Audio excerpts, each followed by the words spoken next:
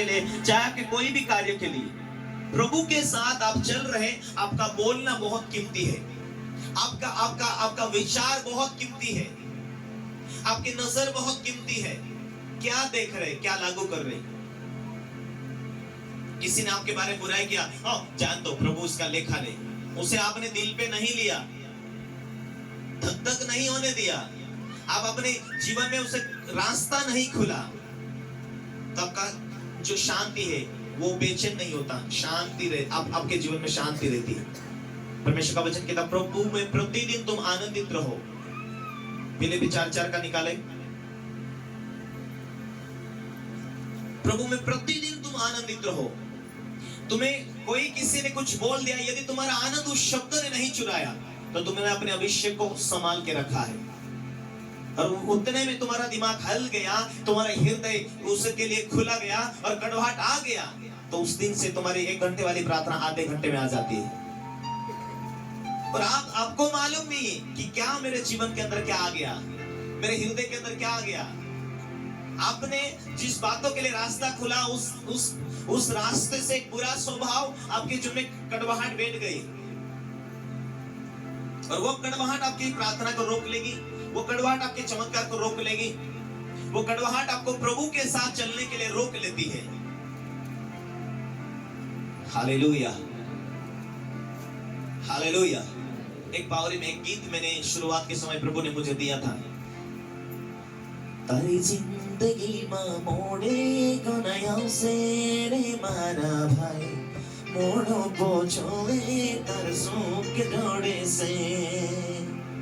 तेरी जिंदगी में बहुत से मोड़ आएंगे, लेकिन मोड़ के पीछे तुझे सुख और शांति मिलेगा।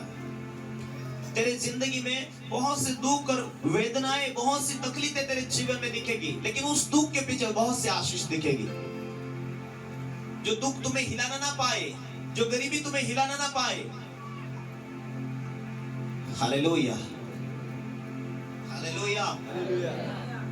कहता है प्रभु में तुम आनंदित रहो। मैं फिर कहता हूं, तुम मसीह यीशु में रोज आनंदित रहो। फिर आगे पढ़े,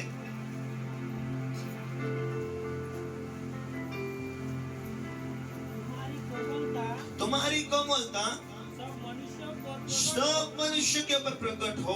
प्रभु निकट है, प्रभु निकट है। किसी भी बात की चिंता मत करो, किसी भी बात की चिंता मत करो। प्रभु में सदा आनंदित रहो। मैं फिर कहता हूं, आनंदित रहो। तुम्हारी कोमलता सब मनुष्य पर प्रकट हो। प्रभु निकट है। ये कोमलता कभी खराब हो जाती है ना, इसने ऐसा क्यों बोला? आप तिरछे हो जाते, उससे बात नहीं करते, उसका शक्ल देखा, नीचे मुंडी डालेंगे या आड़े तेड़े देख लेंगे, कोमलता खत्म हो जाती तो। और ये मालूम पड़ता कि आप पवित्र आत्मा के द्वारा नहीं चल रहे। आपको पवित्र आत्मा नियंत्रण किया है तो ये वचन को आप याद रखेंगे, और यदि आपको शैतान ने नियंत्रण किया है तो आप जरूर कड़वे हो जाएंगे। अब सोचो, क्या पवित्र आत्मा के द्वारा जी रहे, चल रहे? वचन कहता है बपतिस्मा लिया उस दिन तुमने मन फिराए, छोड़ दूंगा ये चीजें, छोड़ दूंगा ये स्वभाव, छोड़ दूंगा। बपतिस्मा लिया उस दिन तुमने मन फिराए हैं। क्यों?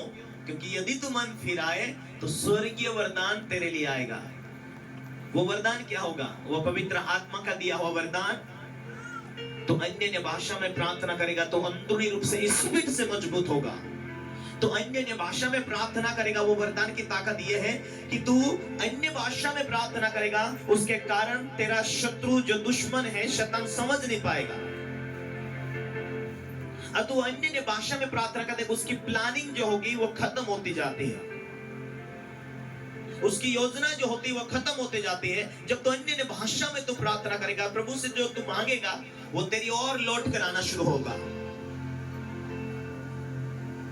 मैं जब प्रार्थना करता हूं, मैं नए लोगों को आते हुए देखता हूं, जो बीमारी उनके जीवन में है वो बीमारी को पहले से मैं देख लेता हूं, और जब मैं प्रार्थना में होता हूं, प्रार्थना के द्वारा मैं देखता हूं, समझ जाता हूं, और वो बीमारी को परमेश्वर से आजाद करता है।